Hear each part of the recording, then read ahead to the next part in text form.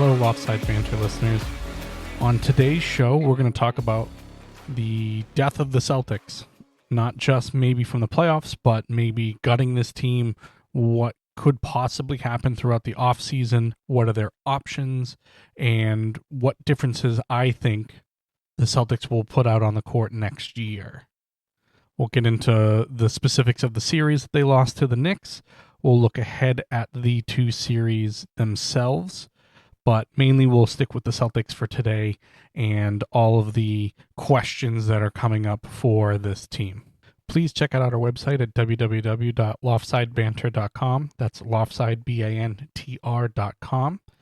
You can check us out on Apple, Spotify, YouTube, iHeartRadio, pretty much anywhere you can find podcasts. So you just search Loftside Bantr. And if you go to our website, like as mentioned before, you can actually see our merchandise that we have up, t-shirts, coffee mugs, notebooks, bags, hats, anything that you can possibly think of is on there. More stuff's being added every day. And as always, loftsidebanter@gmail.com. Please send some subjects you want to hear about. You want to include people, whatever you want to send in. Let us know for some suggestions. We're always looking to get better. So with that, I will toss it over to myself. We are on in 7, 6, 5, 4, 3, 2. Hello and welcome back into Loftside Bantr. As mentioned in the opening, we're talking Boston Celtics today and them being kicked out of the playoffs by the New York Knicks in the second round. One thing I want to get out in front of right now is I've had a couple of days to think about this, go back, kind of research and hear what other people have to say and kind of build this opinion of mine. But I want to get ahead of this. I'm not going to say, and I don't want to hear Celtics fans or Boston fans say that injuries were the problem. That we lost because Jayson Tatum got hurt. We lost because Jaylen Brown was playing hurt. We lost. It doesn't matter. It does not matter. I'm sick of hearing that excuse. It is something for teams to fall back on and say, hey, we had a chance. We did this. If we were healthy, if we were whatever. I'm not going to say that. Simply because games 1 and game 2, you were at full strength as the Boston Celtics. You had everybody available. And you blew 2 20-point leads. Brad Stevens, in his press conference yesterday, said, we put ourselves in an 0-2 hole, which means our margin of error becomes almost non-existent. So every turnover in each game, every missed shot, everything else like that magnifies to a point because you have put yourself behind the 8 ball. I had every thought that they were going to come back from 0-2 down. I actually felt kind of comfortable in that spot because it makes them realize that, hey, we got to do this. We got to do something a little bit different. We're going to get into all the different things Celtics-wise, from coaching to new players for next year, what the front office is going to do, all those different things. But I want to get ahead of this now. I am not here to use the excuses of injuries. Does it make your life harder that Jayson Tatum was not available because he ruptured his Achilles? Of course. But that's not the reason you lost. So let's not do that. Let's not. We heard it all last year. Every team got hurt on the way. Celtics, it was a soft championship. And again, we'll get into all that. We're not going to even use that. I'm not going to listen to it. I'm not going to accept it. I'm not going to spew it. You'll hear me reference these injuries because, yes, injuries do play a part in this, but you didn't lose this series because of that. You have to give credit where credit's due. And for all my Knicks friends that are around and I have talked to and have had to, basically take it because though it seemed like the Celtics were dominant in large periods of this series, you still lost. And we'll get into all that, and I'm going to question coaching. I'm going to question everything else. But broad spectrum of this episode is going to be obviously losing the series, talking about the highs and lows of the series itself, going into new ownership which means to me that there's going to be a roster gutting coming and what that could entail, or in my opinion, what should entail. We'll talk about Brad Stevens' comments from yesterday and what he went into. I thought it was very direct and everything else of what his expectations are, what the things that the team is considering, and then he also talked about the series, as we had mentioned a little bit earlier. We'll go into Joe Mazzulla and what kind of coach he is and whether he is a good or bad coach. And then we'll look at nitty-gritty stuff involving the players. So we're going into the 4-2 loss to the New York Knicks. Now, going into this series, the Celtics were 4-0 in the regular season against the New York Knicks. So everybody went into it and said, the Celtics are definitely going to win. The Knicks don't have the talent to bypass them quite yet.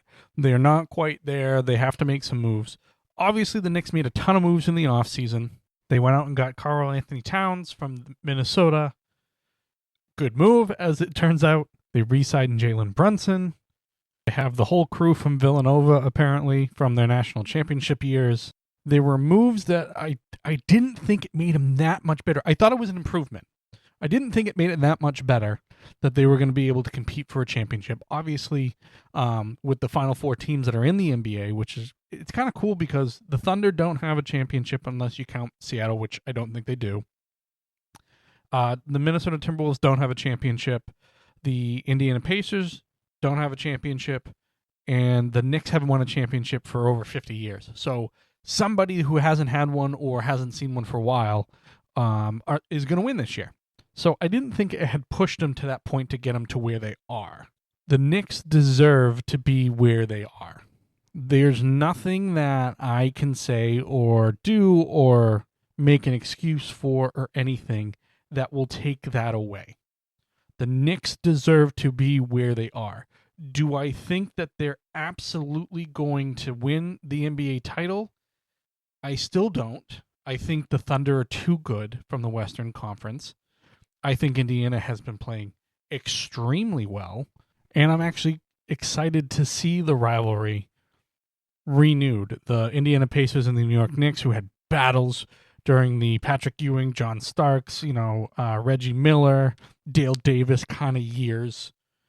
But the Knicks absolutely deserve to be in the Eastern Conference Finals. They have the talent. They have the motivation. The one thing I'm a little kind of iffy on is the celebration that they did after beating the Celtics and the way they've kind of held that. I mean, it brings a rivalry back between Boston and New York, and there will always be time to celebrate beating a team of your rival or a rival city like that. But the celebration that they went out and they did in the middle of New York and how they kind of treated one of the guys walking by in the Indiana Pacers jersey, I think was a little ridiculous. You haven't won anything in a long time. You haven't been that relevant in a long time. So I understand being happy. I understand all that, but you're not really celebrating anything other than just beating Boston. Fine, but a little ridiculous in my opinion. The thing from the outside looking in for the Celtics is I don't want to hear people say that last year's title was soft because of all the injuries that happened. So we have to understand the injuries happen in these leagues. They're going to happen in every sport, and you can only play who's in front of you. All right, the Celtics didn't get hurt last year, and they went on to win a title. Great. That is just how it worked out. This year, you had a full squad the first 2 games, so you can't complain about it like I mentioned before. Jayson Tatum being out obviously softens your chances. Jaylen Brown not being 100% softens your chances. But this is what happens. Things happen that are out of our control, and you can only do within it. So, like I mentioned before, the Celtics being hurt between Game 5 and Game 6 doesn't really do anything. The Celtics came out, proved kind of a point in Game 5. Again, a fruitless kind of pursuit of that. Once the Knicks went down big, they kind of just let it happen. And then they just destroyed you in Game 6. The energy had run out. Let's play for Jayson Tatum. Let's, we love the guy. We want to put in a good effort for him. That runs out after a while. And realistically, it doesn't even run through a whole game. when someone says, we're going to play for somebody, that lasts the first 5 minutes. And if you aren't doing what you're supposed to be doing, you're going to lose anyway. But, they went out and they performed in game 5. Great. Awesome. But we can't blame injuries. We can't blame injuries for last year. We can't blame injuries this year. We can't do any of that. So this team going down 0-2, you gave Knicks fans and the Knicks themselves hope that, hey, we can be down 20 points and still fight our way back. We can still do this. We can beat them on the road. We can beat them, period. So once you give professionals that confidence, hey, say we can do this, I mean, you let them back in is what you do. That I wholeheartedly believe is that momentum and the way that professionals look at a game and go, hey, see, we're even down this much. We can do this. We can come back. Oh, we're on the road. Doesn't matter. Oh, we're down by 20 points. Doesn't matter. You give them that confidence that hey, we've done it once. We can do it again. And especially with the way the Celtics play, the way that they game plan and the way that they live and die by the three-pointer is the problem, I think. And that's going to go into the Joe Mazzulla section, and we'll get into that a little bit later. But the Knicks were able to take the punches, game 1 and game 2, roll with it, and then be able to come back and beat you. You're now in an 0-2 hole. Brad Stevens said it yesterday. We had zero room for error after that. And as mentioned kind of at the beginning when I jumped into all of this, that you can't, every turnover becomes bigger. When you're on the road and you're missing shots and you miss 3 or 4 in a row, you start forcing things. All that stuff comes into play when you put yourself in an 0-2 hole. You came out in game 3, you won. You should have taken game 4 as well. Things happen.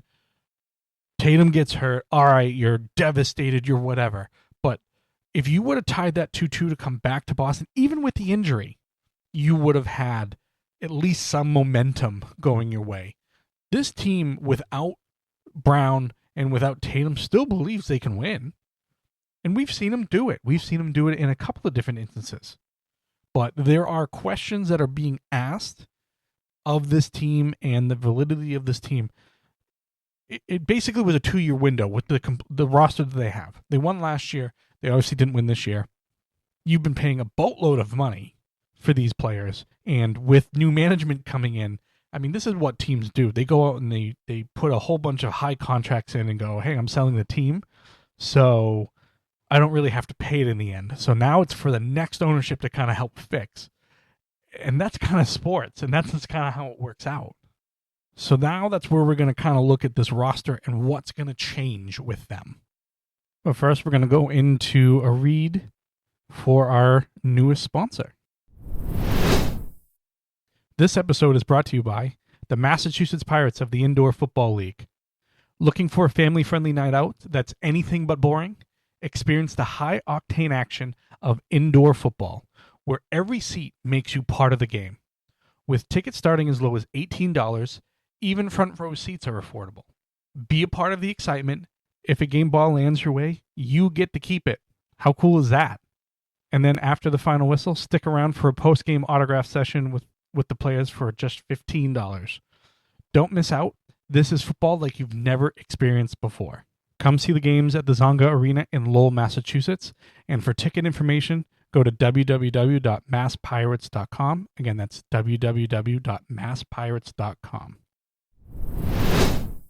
And we're back, and it's very cool to be sponsored and be working with the Massachusetts Pirates. So please go check out the website, grab some tickets. It's a good family atmosphere, and there's 4 home games left this year, so make sure you go check those out. Getting back to the Celtics and what the roster may look like at the beginning of next year. So to me, there's going to be a roster gutting. They're paying a ton of money. They're well into luxury tax territory, and with new ownership coming in, it generally is a reset of the roster and payroll, so that way you can get it to some sort of control, make sure you're going to make a profit, all those things. We've seen it 100 times before. Though Wick Grossbeck is still going to be part of the team in some capacity to help the transition into next year, I think there's going to be a lot of turnover. So let's look at the the big ones right now. So Jayson Tatum is going to be out most of next year, if not all of the regular season. So the plan for the Celtics, in my opinion, should be to get into the playoffs.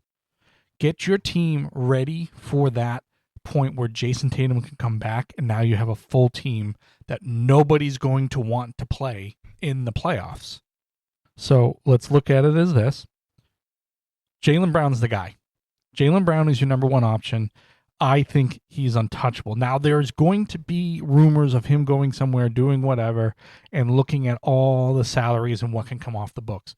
Jaylen Brown is your highest paid player. He made $49 million this year, a little over $49 million. Next year, he jumps to 53, and then 57, 61, 64, almost $65 million by 28, 29. It's a lot of money. It's a lot of money, especially for a guy that also has a torn meniscus now, that's maybe going through surgery with that.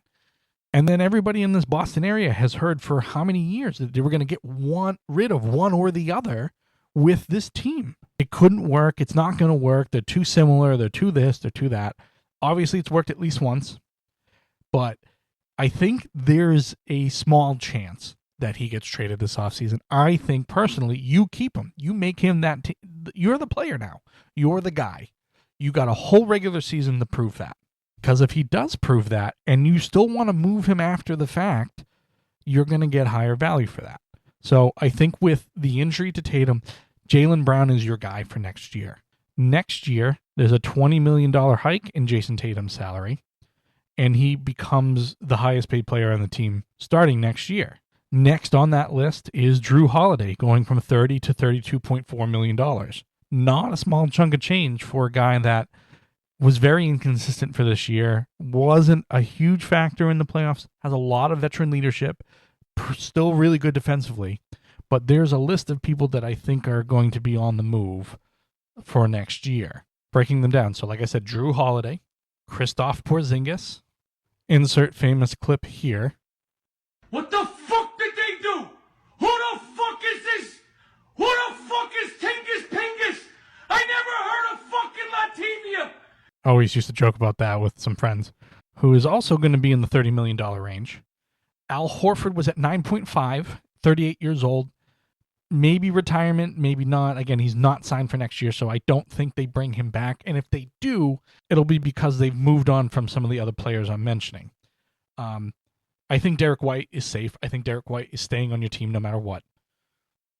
Sam Hauser, I think, has a very good possibility of being traded.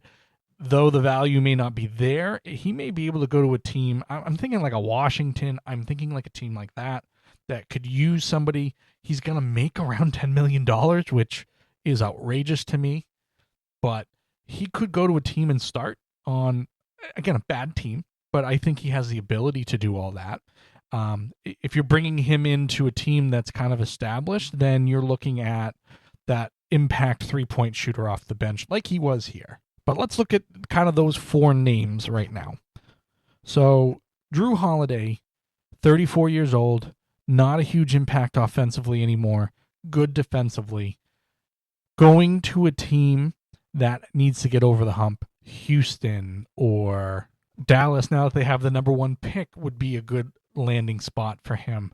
The flux that maybe I think Milwaukee's going to be too much in a rebuild to bring on somebody like that. But, teams that are on the cusp of winning or are going to be in win now mode, you get yourself a defensive stopper in that 1-2 position. I mean, he just makes a lot of money, and offensively, he's not going to give you a ton anymore. But that's why I think the Celtics need to move away from him, is because you have Peyton Pritchard. You're going to be paying Peyton Pritchard $6 to $7 million a year. He was the sixth man of the year. He's the guy that brought your offense off the bench. But if you're going to have Derek White and you're going to have Peyton Pritchard and you're going to be able to go out and find players that can kind of fill that role and be a lot younger and make a lot less money, that's why the Celtics need to move on from him. Maybe the Clippers or something like that. A team like that could take a chance on Jrue Holiday. That's the problem that the Celtics are going to find, is what value they have anymore with the advanced age on some of them. Porzingis, for me, his welcome has run out. the injuries, he was always injury prone. We always knew that. He would get hurt. He missed some time in the playoffs last year. He was sick this year, and I get it. He's sick. And what Brad Stevens had said is he had post-viral syndrome. So, viral disease that made it hard for him to breathe, made it hard for him to kind of feel great. He was always tired. And I understand going through all that, and playing basketball at the highest level is not really conducive to feeling better when you're playing every other day and you're playing strenuous minutes and stuff like that. But 7.7 points per game in the playoffs was not good enough, especially for the value of $30 million. Not gonna cut it. So he's only 29. So going into next year, he's going to be turning 30. He still has value. He still can play well. He sometimes would be the leading scorer on this team. He would do, some great things when he's healthy. The problem is he's not healthy all the time. And obviously that's what you want to look for and everything else, but he's no longer that. He's no longer the player that's going to give you 82 games a year. At least I don't think so. So at some point in time, the welcome runs out, which it has for me. It's time to move on from Kristaps Porzingis. Same kind of situation. Where does he go? Those teams I mentioned earlier, teams that are really needing another element to get over the hump. Houston is going to be the team that comes to mind because they have a lot of young talent that they can move. Now, you're not going to get their top talent. You're not. You're going to get the secondary players that, hey, have some value to it, maybe develop a little bit more, but you're going to have to bring in equal salary. So it's probably going to involve Fred VanVleet. So if Fred VanVleet's going to come in, now you're probably going to push Pritchard back to the bench. You're going to have Derek White as your 2, Fred VanVleet as your 1, but he makes $42 million a year. So where does that equal out to? You're not going to dump a ton of salary on somebody. Like, if you could move Porzingis and Drew Holiday to Houston, you're not going to dump that much salary. You can't just go, oh, hey, by the way, here's all of our salary, and you give us one guy, and then, we'll dump. That's not how it works. So you're going to get like-minded, and Fred VanVleet still has a ton of talent, and there's no way I think they do it for just those two. To even this all out, there's going to be draft picks going back and forth. Luckily, they still have draft picks. The Celtics, I mean. So there's going to be a lot of back and forth with all of this. Miami, Orlando, teams kind of, again, right there. Orlando had a very good year. They could use some veteran leadership on that team. Again, how much money are you willing to take on? It's going to cost you from the Celtics' point of view. Again, this is what happens when ownership changes and they've decided, hey, we're just going to pay or write these contracts out. I mentioned Al Horford is not under contract for next year. I think there's a decent possibility he retires. If he wants to come back, you have to get rid of one of the other two. Drew Holiday or Kristaps Porzingis. Preferably for me, if there's a path to do it, you get rid of both. Al Horford still brings you some value. He's going to come off the bench. You're going to end up using a Luke Cornett if you can re-sign him. He's going to make a decent amount of money, and he's turning 30. So, where are these guys that are going to be coming in to replace the production that you get from the other two? Whether good or bad, there has to be a replacement of that production if you're going to be at the same level. So if Al Horford's going to come back, you have to get rid of one of the other two, in my opinion. And then, like I had mentioned, Sam Hauser. Sam Hauser got a great deal. Again, getting an $8 million raise for a guy that just is kind of your off-the-bench scorer. He was 8.5 points a game this year, a little over 3 rebounds a game, played 71 games. He's a 41% three-point shooter. If you're going to make him your off-the-bench scorer with Pritchard kind of coming into that starting lineup, then he can be that guy. But at $10 million, I think you have to kind of move on from that salary as well, especially where, you have Tatum and Brown getting raises this year, everything else like that. I mean, you're going to get $8 million more to Derek White, who absolutely deserves it. But I think you're going to have to kind of fall onto this Jordan Walsh, J.D. Davison, Baylor Shireman, your rookie you picked up this year, shooting guard. I mean, maybe those guys are the ones you're going to have to lean on a little bit more. And it depends on which angle you're going to go. I mean, we all know what Joe Mazzulla's plan is live and die by the three. It has been since he's taken over. So Shireman can do that. Hauser can do that. The other two, obviously needs a little bit more time. But is that the direction they're going to go with leaning on all that? Because you're not going to be, like I said, you're not going to be able to dump all that salary. It just doesn't happen that way in the NBA anymore. And I'm not a salary cap guru by any means, but there's no way you can just dump $50 million in salary on somebody else and go, yeah, we'll just take scraps.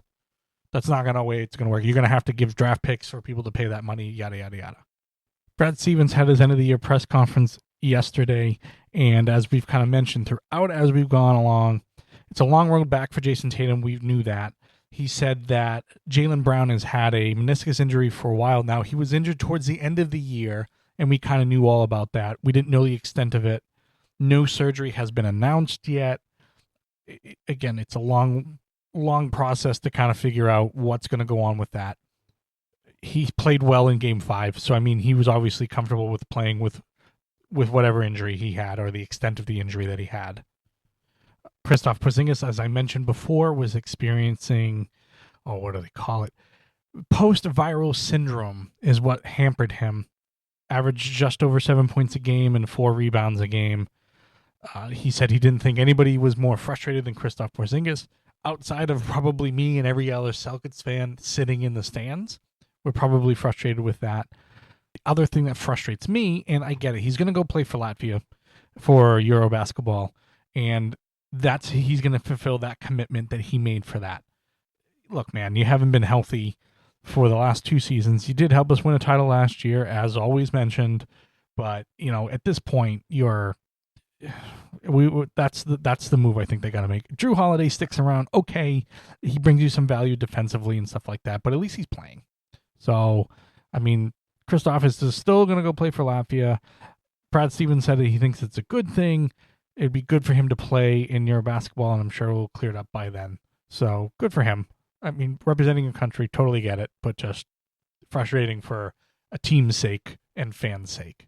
Brad Stevens was happy that they identified what the problem was with Jayson Tatum and knows that it's a long road back, but they cleared it up fairly quickly, got him surgery almost immediately the next day. The second apron, so the second number that you can reach to, is going to be somewhere around 207 million, almost 208 million, according to ESPN. Tatum, Brown, Porzingis, Jrue Holiday, and Derek White are expected to make 198.5 million combined next season. So you're talking about $10 million to spend on the rest of your roster. So they're going to have to trade somebody. As mentioned, they were $20 million over that second apron threshold this season. So they were willing to pay the extra money, but they're paying a lot of money to do all that stuff. It's a lot of penalty money. I believe it might be dollar for dollar. I'm going to have to look it up, but I believe it's dollar for dollar. If you're over by $20 million, you're paying $20 million to play over that threshold. So again, new ownership probably not going to want to do that. So with freeing up some roster spots, hopefully, the Celtics own the 28th pick and the 32nd pick in the draft. So one at the end of the first round, one at the very beginning of the second round. So essentially it's that cusp of round one talent that you can get 2 players in those positions. Brad Stevens said not to expect any fireworks with those picks. I think they're going to utilize them to get better talent in here. If the Celtics can somehow go out at the end of that first round and get Walter Clayton from Florida, who had an exceptional NCAA tournament, and I'm sure his draft stock is going to only go up from here, I think that would be a great replacement for Jrue Holiday. I also foresee, and I check NBADraft.net every so often, Carter Knox, this small forward from Arkansas, is their second round pick. The comparison is Romeo Langford, who obviously the Celtics had picked at one point in time, is now in Indiana. And I think they would like somebody similar to that to kind of put in that role and maybe does a little bit better than Langford. Obviously, Langford had to move to get players in here. So And then in the first round, there may be a spot where they also draft a foreign player and stash him for a year or two. That always happens all the time as well with teams that have a lot of committed salary cap already. Now I'm going to go into the Joe Mazzulla part of this, and Joe Mazzulla is not going to go anywhere. I don't want people to think that I'm sitting here and trying to predict a downfall of the coach or anything else like that, or I think that he should be fired. I actually think that sports teams fire coaches far too quickly. I think especially in soccer, they did fire way too quickly. But Joe Mazzulla, and what we've kind of seen, he still gets out-coached at times. He still seems to live and die by his style, which coaches generally try to do. But I don't see any adjustments like Tom Thibodeau did with the Knicks. I just don't see that type of coaching from him. Is that, they'll shoot their way out of it. They'll shoot their way out of it, shoot their way out of it. Two of the top 5 worst three-point shooters in the playoffs in the history of the NBA is Jaylen Brown and Jayson Tatum. They're not the best at being consistent at all that stuff. Again, they're great players, don't get me wrong. But I just don't foresee the change, or I don't see that in any of this process. And I blame Joe Mazzulla for that. Is that, yes, obviously he has a system that can win. He has a group of players that can win. They've proven it. But these adjustments during the cold shooting times, and I've seen the Celtics lose so many 10, 15, 20-point leads. You're in the NBA. At 20 points, there should be no way that another team can come back. It's just an off night for them. It's just whatever. You can call it whatever you want. But losing 20-point leads, even to another NBA team, is a little ridiculous. Brad Stevens sung his praises yesterday during the press conference and is fine. And again, I don't think he's a bad coach. I just think he doesn't have a lot of that experience to change in the midst of a game, especially against another tactical coach or another coach that knows how to coach a defensive team, such as Tom Thibodeau. I honestly think he's probably not going to go anywhere next year. I think once the team is back and healthy and they kind of move into that full season under the new management, he's going to have a short leash, especially if they keep blowing leads like this. I think it's an NBA-wide problem with blowing these leads, but I've seen it so many times with the Celtics and Joe Mazzulla, and I hope he develops into a better systematic coach that can make those adjustments instead of going, hey, we're just going to keep fighting through it. We're going to keep fighting through it, keep fighting through it, keep fighting through it, because you start to hear the members of the media. I heard somebody mention that Jayson Tatum is the Kobe Bryant of Paul George's, which I think is ridiculous. But, I mean, some of the numbers are hard to argue with. They're hard to argue with that he's shooting so poorly in the playoffs. You can't say he's not a winner. He's obviously won. You can't say that this team doesn't have the ability to win because they've done it. It's just this team is ever going to be evolving, and you're going to throw out the same team that you did last year, and everybody still favored them in the playoffs, including myself. Things happen. Teams are able to make adjustments. The Celtics don't seem like they are. They just don't seem like that they can change their style when they're up by a lot and, hey, we're starting to miss three-pointers. We're shooting poorly. There's got to be instances where we're not going to just go ISOs anymore. We're not just going to shoot threes. We're going to work the ball around, waste some clock. We're going to get some extra passes in, like what the game of basketball was before it switched to let's just jack up every three known to man, and the team that makes the most of them is going to win. Overall, like mentioned, the Celtics are going to look vastly different next year. I'm going to say if they just get them in the playoffs, 4, 5, 6 seed, something just outside the play-in game, I think in that region, I think you're in good shape. I think you're going to be in good shape. That team, with the return of Jayson Tatum and some, projected changes that I've kind of made throughout this podcast, I think you're a scary team still. You're an absolutely scary team that can beat anybody, especially in the Eastern Conference. Now, this is all pending what other teams do to change, because obviously not everybody else is going to stand pat. But If you're going to look at that, I think you're in good shape. Brad Stevens said, the goal is still to put a championship banner up next season. And if you can put together a team that can survive through the regular season and not have to do a playing game or one game and you're out type of scenario, because anything can happen in those games, then I think you're still in good shape. I think you still have the ability to win a title with Jaylen Brown healthy and Jayson Tatum healthy.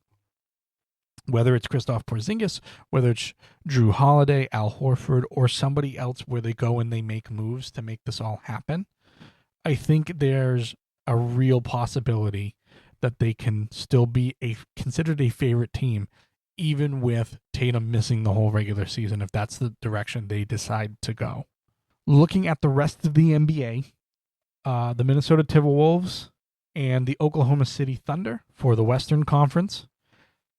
A couple of years ago, these teams met in a play-on game to get the number 8 seed. Minnesota ended up winning that game, but Oklahoma City has been a different beast this year. 68-14 in the regular season, which was a franchise record. Minnesota was the 6th seed, and they needed to beat the Lakers and the Golden State Warriors, so they beat some really good veteran-laden teams to get to where they are. Now, we saw last round with the Thunder and the Nuggets. The Thunder struggled at times against Denver, and Minnesota was here last year. So do they have enough to get over the hump? Do they have enough to slow down the Thunder? Because the Thunder have, when they're cruising, they are absolutely the most dangerous team in the NBA. And they proved it all year. They had the best record in the NBA, everything else like that. But they need to be cruising at a certain pace to really demolish teams, and we've seen it a lot. We saw it in Game 7 against Denver, whereas I said the questions were always, hey, Denver has those veteran leaders, and they know how to win big games. The Thunder just poured it on, and it was not close, really, even by halftime. And, it was close early on, but, it wasn't a close game after that. SGA has averaged 29 points, almost 6 rebounds, and over 6 assists in these playoffs. Edwards is averaging, Anthony Edwards for the Timberwolves, it's averaging 26.5 points per game, 8 rebounds, and almost 6 assists a game. So similar players. I think SGA is going to be the MVP this year. But Anthony Edwards has been known as a legend killer. I wouldn't necessarily say SGA is a legend. He was a very good player, MVP candidate this year, as mentioned. But this team, I think this is going to be closer than it needs to be. Again, the Thunder are young. They're young. They're going to make mistakes. Whereas, you have Rudy Gobert, veteran. Anthony Edwards and Minnesota were there last year, as mentioned before.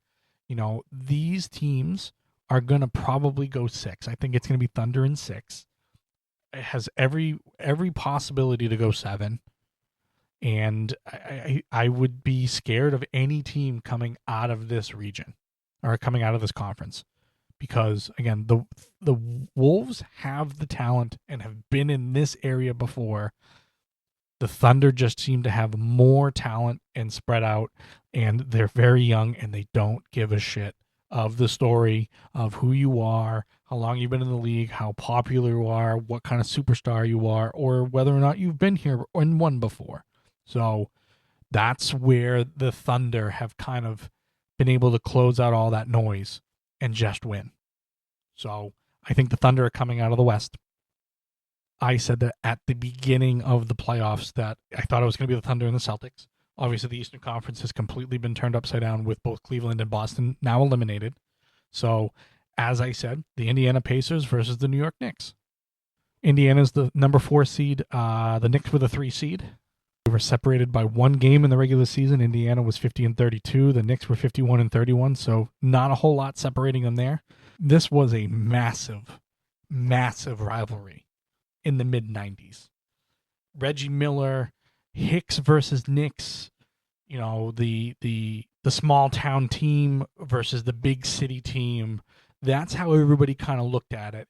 And, you had Patrick Ewing, John Starks, Anthony Mason, that team, coached by Pat Riley, against the Pacers led by Reggie Miller, one of the best shooters we've ever seen in the game, one of the best trash talkers we've ever seen in the game. And again, if you don't know about the level of trash talking and the people he would piss off, go watch that ESPN 30 for 30 called Reggie Miller Winning Time. It's about this rivalry as well.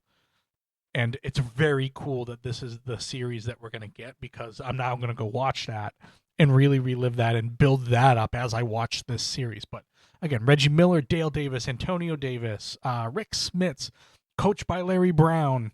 So that whole kind of era in that rivalry that they had is back again, and it's going to turn into that, and they're going to play this over and over and over again, which is fine by me. But I really hope it lives up to the hype.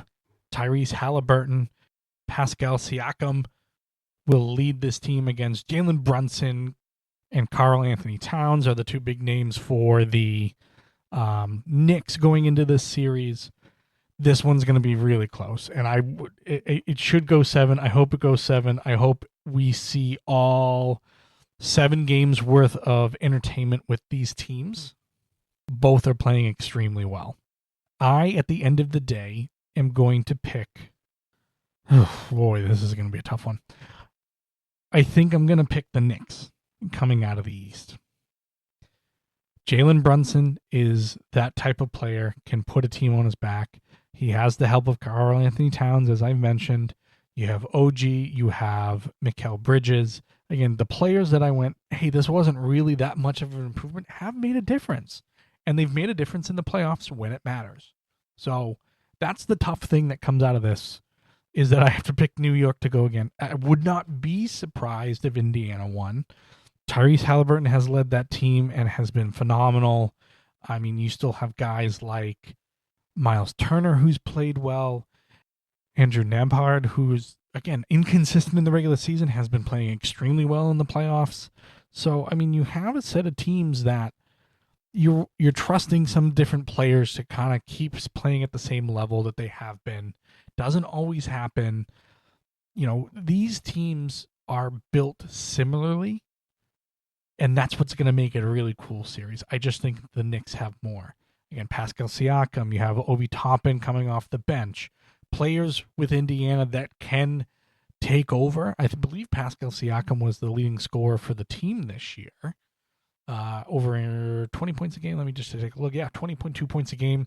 Whereas Tyrese Halliburton, who is arguably their best player, was at 18 for the season. So again, there are different players that can take over games. You just are always looking for somebody to step up with Indiana, whereas the players have been consistent across the board for the Knicks. And, you know, if one has a really good game, it's pretty much known that it's going to happen that way. But again, Tom Thibodeau, defensive genius against Rick Carlisle.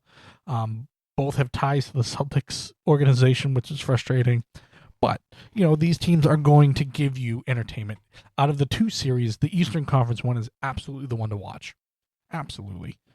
Especially with the drama that I've built up with the old school rivalry between Indiana and New York.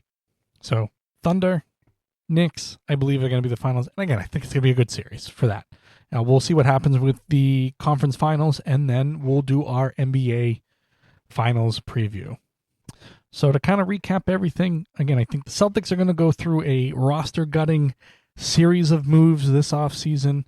If they can get to the playoffs, then I think they have a really good shot to be one of those dangerous teams that nobody wants to play. I'm not blaming injuries. I will not blame injuries for the fact that they lost. I think the Celtics put themselves in that position to lose by losing those first 2 games at home, being up 20 points, which, again, absolutely ridiculous from a fan's point of view, but the Knicks deserve to be where they are. I think the Knicks are going to beat the Indiana Pacers in the Eastern Conference, and in the Western Conference, I think it's going to be the Thunder.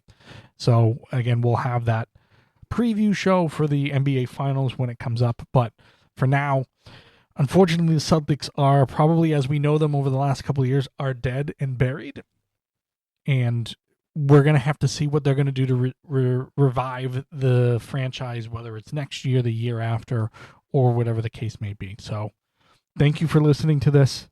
I'm sorry, Celtics fans, but we had to admit it that the Knicks definitely deserved it. And for all the Knicks friends I have out there, you're welcome. I can be realistic. I can tell you that you can deserve it, and not blame little things like injuries and everything else. So don't come at me for that. With that being said, we're going to sign off for today. I thank you very much for listening. Again, no matter where you are, whether it's morning, noon, or night, I want to thank you for listening, and I will see you on the next show.